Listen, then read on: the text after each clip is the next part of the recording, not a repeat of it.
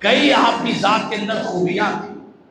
آپ کو افضل البشر بعد الانبیاء جو کہا گیا ہے یوں ہی نہیں کہا گیا،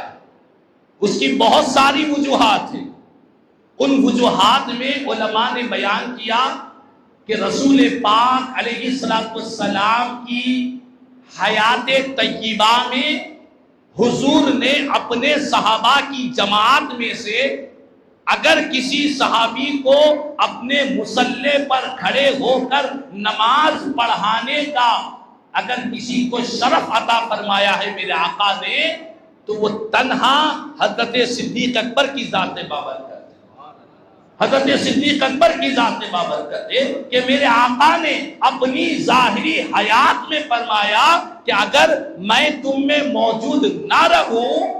تو فرمایا ابو بکر کو اپنا امام بنا لینا، کیونکہ ان کی ذات کے اندر جماعت صحابہ میں جو جو خوبیاں ہیں، کمالات ہے، تقویٰ ہے، طہارت ہے، سخاوت ہے،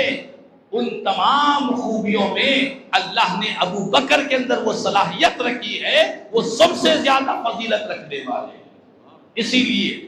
آپ کو افضل البشر کہا گیا کہ حضور کی حیات مبارکہ میں آپ نے آقا کی مسجد نبوی شریف میں نماز پڑھانے کا سرکار نے انہیں حکم دیا.